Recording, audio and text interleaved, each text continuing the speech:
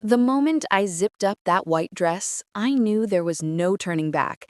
300 guests, one uninvited mother, and a son who told his fiance's family I was dead.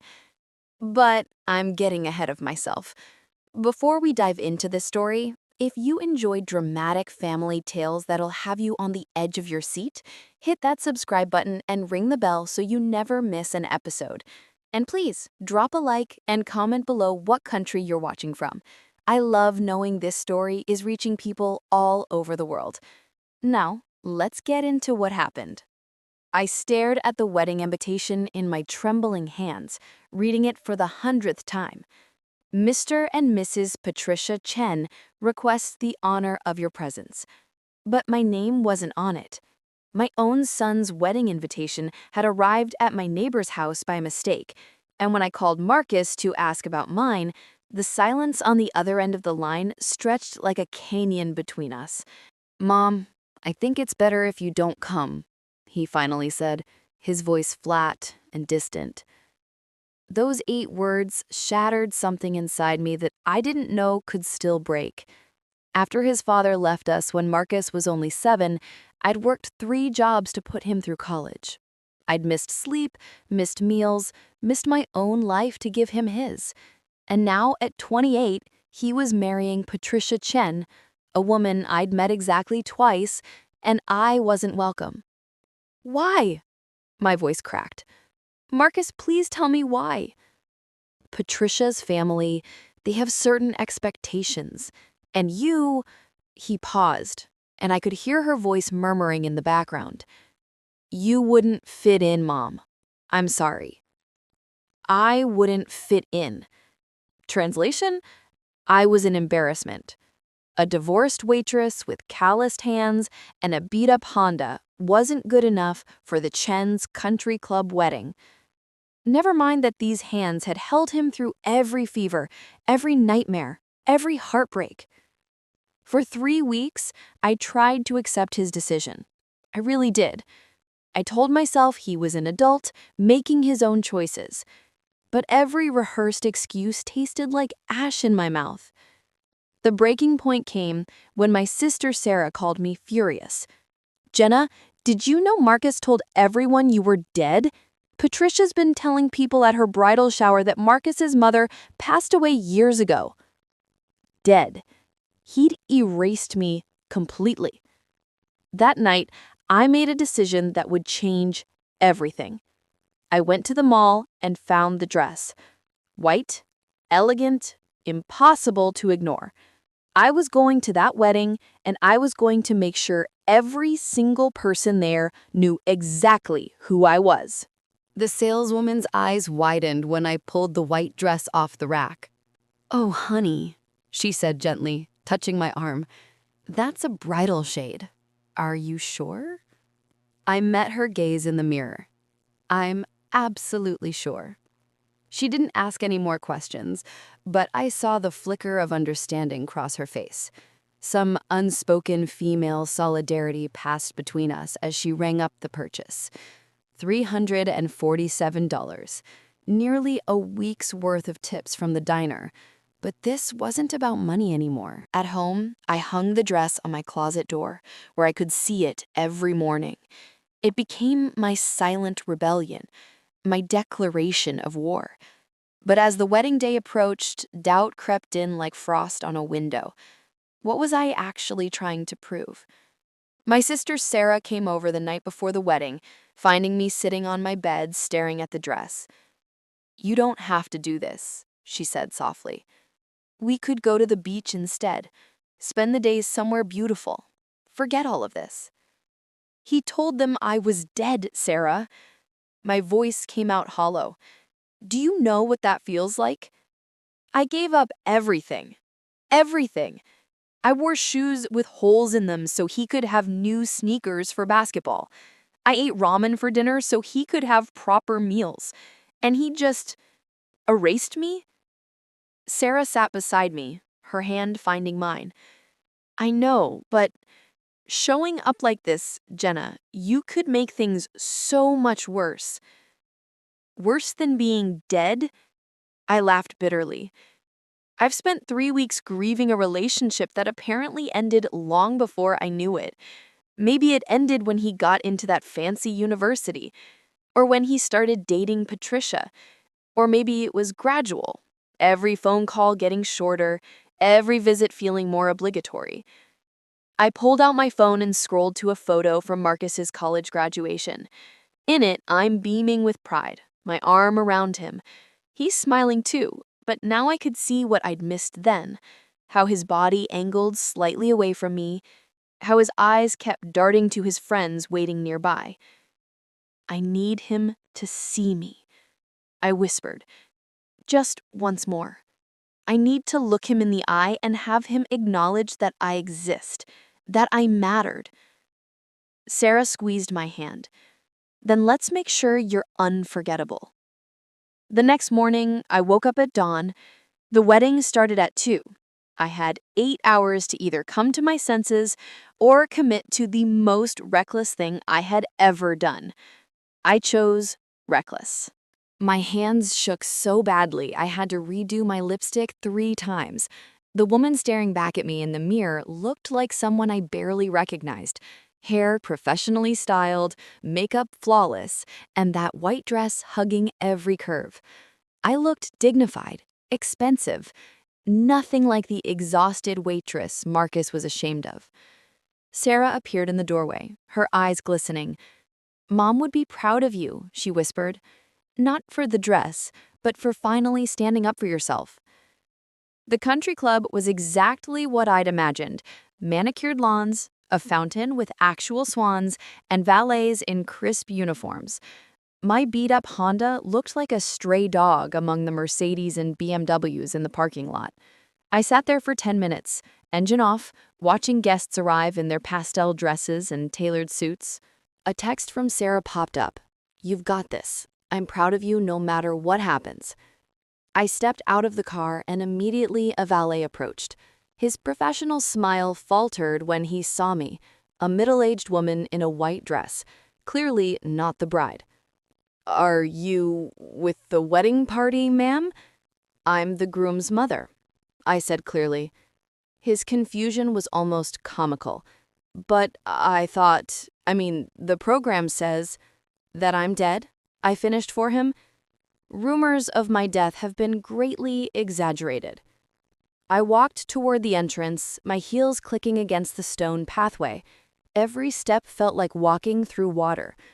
Through the open doors, I could hear string music, the gentle murmur of 300 guests finding their seats. The ceremony was about to begin. 2 security guards stood at the entrance, checking invitations. My stomach dropped. I hadn't thought about that. "Invitation, please," one of them said politely. "I don't have one."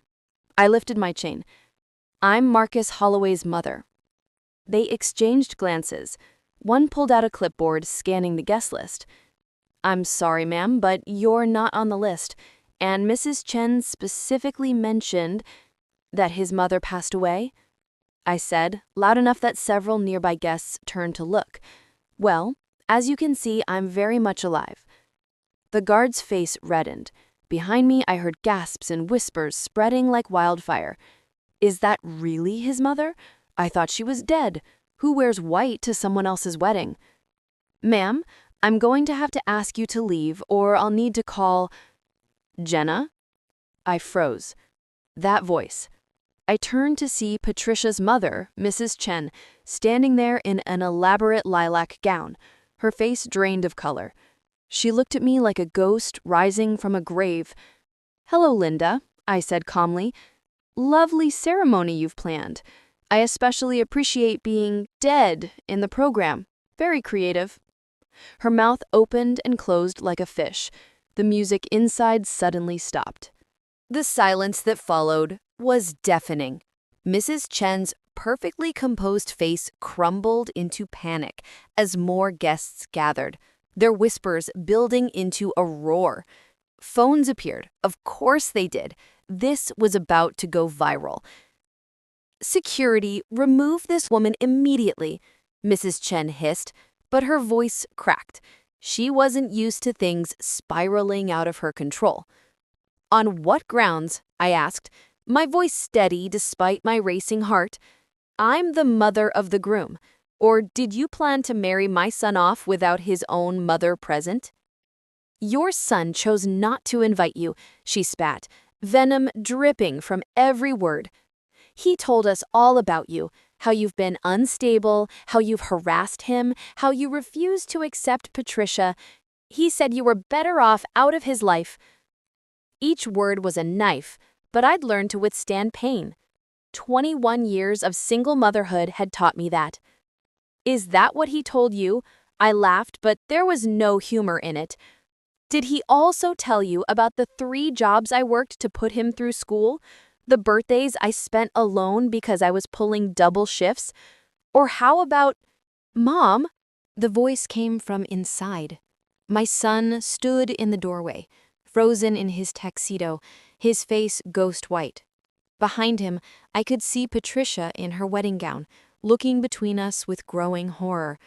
For a moment, Marcus and I just stared at each other across the 20 feet that separated us.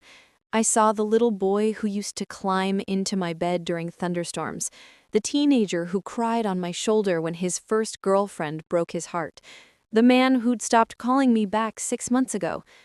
You're supposed to be dead, he whispered, and I realized he'd actually convinced himself I wouldn't matter, that erasing me from his narrative would make me disappear. Well, I'm not, I said, my voice breaking. I'm here, Marcus. I'm real, and I deserve better than being buried alive so you can fit into their world. Patricia appeared at his side, gripping his arm. She was stunning in her custom gown, every inch the perfect society bride. Marcus, who is this woman? Why is she wearing white? The 300 guests had gone completely silent, everyone frozen in their seats or standing in the doorway. Someone's phone was definitely recording. This would be on every social media platform by nightfall. I'm his mother, I said directly to Patricia. The one you told everyone was dead? The one who apparently doesn't fit the image you wanted for your perfect wedding? Patricia's face flushed crimson. Marcus, I thought you said... He said what you wanted to hear, because God forbid the Chens discover that Marcus came from a waitress who couldn't afford country club memberships, that his mother worked at a diner instead of doing charity galas, that he had a real childhood, not whatever fairy tale you've constructed. Marcus finally found his voice. You're ruining everything, he said, but it came out weak, almost pleading. No, sweetheart, I said, tears finally spilling down my carefully made-up face. I ruined it the day you decided I wasn't good enough to be part of your life. I just showed up to remind everyone that I exist. Mrs. Chen stepped forward, her face twisted with rage. This is emotional manipulation. Can't you see you're embarrassing him? If you truly loved your son, you would leave right now and let him have his day. I looked at Marcus. Really looked at him, waiting for him to say something, anything, to defend me, to explain, to acknowledge the 28 years I devoted to him. Instead, he turned to Patricia and whispered, I'm sorry, I'll handle this. And in that moment, standing there in my white dress surrounded by hostile strangers, I finally understood I'd already lost him. The question was whether I'd lost myself too. Handle this? I repeated, my voice barely above a whisper. Is that what I am now, Marcus? A problem to be handled? He stepped toward me, and for a fleeting second, I saw something crack in his expression. Guilt, maybe even shame. But then Patricia's hand tightened on his arm, and his face hardened again. You need to leave, Mom, please. We can talk about this later, but not here, not now. When, Marcus? I asked, my voice rising. When would be convenient for you? Next month? Next year? Or should I wait until I'm actually dead like you told everyone? A collective gasp rippled through the crowd. Patricia's grandmother clutched her pearls dramatically. Mrs. Chen looked like she might faint. I never said you were dead, Marcus protested, but his voice lacked conviction. Really? I pulled out my phone with shaking hands, scrolling to the screenshots Sarah had sent me. Because according to Patricia's bridal shower posts, your mother passed away when you were young, and this program, I grabbed one from a nearby table, says the groom's parents are the late Mrs. Holloway and Mr. Holloway, location unknown. I held it up for everyone to see. The whispers exploded into open conversation. Phones were definitely recording now. Marcus's face went from white to crimson. Patricia, you said you'd just leave it vague. I did what we agreed, Patricia hissed, her composure finally shattering. You said you wanted a clean slate, no complicated family history. You said she was basically out of your life anyway. The truth hung in the air like shattered glass, cutting everyone who touched it. A clean slate, I repeated numbly. 28 years, erased for a clean slate. Something inside me broke then, not with a dramatic snap, but with a quiet, final release, like a rope I'd been gripping so tightly that I hadn't realized my hands were bleeding. You want to know the really sad part? I said, looking around at all 300 guests watching this tragedy unfold. I didn't come here to ruin your wedding, Marcus. I came because I needed to know if there was anything left, if you'd see me standing here and remember that I mattered, that we mattered. Tears streamed down my face, ruining my makeup, but I didn't care anymore. When your dad left, you asked me if it was your fault. You were 7 years old and you thought you weren't good enough to make him stay. Do you remember what I told you? Marcus's eyes were glistening now, his jaw clenched tight. I said, baby, his leaving has nothing to do with your worth and everything to do with his capacity to love. And I meant it. I never wanted you to carry that shame. My voice broke completely, but I guess I should have been more worried about teaching you not to make others carry it instead. The silence was absolute. Even Mrs. Chen had stopped trying to intervene. I wore this dress because I wanted you to see me, really see me, not as the embarrassment you've made me out to be, but as the woman who chose you every single day of your life. I wiped my eyes, smearing mascara across my hand. But I can see now that you made your choice too, and it wasn't me. I turned to leave, my heels clicking on the marble floor. Mom, wait! I stopped, but didn't turn around. Marcus's voice cracked. I'm sorry. I'm so sorry. I wanted to be someone different. Someone who didn't have to explain why my mom worked 3 jobs or why we lived in that tiny apartment or why you came from love instead of money. I finished quietly, finally turning to face him. His face was wet with tears now, the expensive tuxedo unable to hide the boy underneath. I was ashamed, not of you, of myself, for wanting more, for wanting to fit into Patricia's world so badly that I convinced myself my past didn't matter. Patricia stood frozen beside him, her perfect wedding dress suddenly looking like a costume. Your past is who you are, Marcus, I said softly, and I'm not sorry for any of it, not the sacrifices, not the struggles, not even this moment, because that's what real love does. It shows up even when it's not invited. I looked at Patricia, who was staring at Marcus like she was seeing him for the first time. You want to marry him? Then marry all of him. The parts that came from country clubs and the parts that came from a waitress who loved him enough to let him go. I walked to the door, then paused one last time. I hope you have a beautiful wedding, I really do, but I won't be here for it. Not because I'm not invited, but because I finally understand. I can't make someone choose me, not even my own son. The parking lot was silent except for my footsteps. Behind me, I heard chaos erupting, raised voices, clawing, the wedding in complete disarray. Part of me felt guilty, but a larger part felt free. Sarah called as I reached my car. I'm watching this on TikTok right now. Are you okay? No, I said honestly, sliding into my Honda. But I will be. 3 days later, a letter arrived at my apartment. Marcus's handwriting. Mom, can we talk? Really talk this time. Not as the people we've been pretending to be, but as who we actually are. I'm ready now. I hope you are too. The wedding is postponed. Some things matter more. Marcus. I held the letter for a long time, feeling the weight of choices and consequences, of love that wounds and love that heals. Then I picked up my phone and texted back one word. Yes. Because that's what mothers do. We show up, even when it costs us everything. Especially then.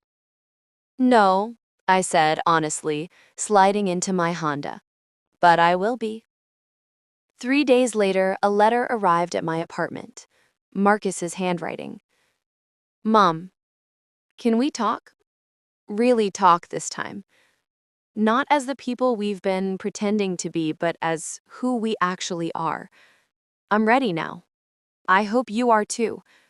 The wedding is postponed. Some things matter more. Marcus. I held the letter for a long time, feeling the weight of choices and consequences, of love that wounds and love that heals. Then I picked up my phone and texted back one word. Yes. Because that's what mothers do. We show up, even when it costs us everything. Especially then. And that's Jenna's story. If it moved you, please hit that subscribe button and let me know in the comments what country you're watching from. I love connecting with viewers around the world. Drop a like if you think Jenna did the right thing, or tell me in the comments if you would have done things differently. What would you have done?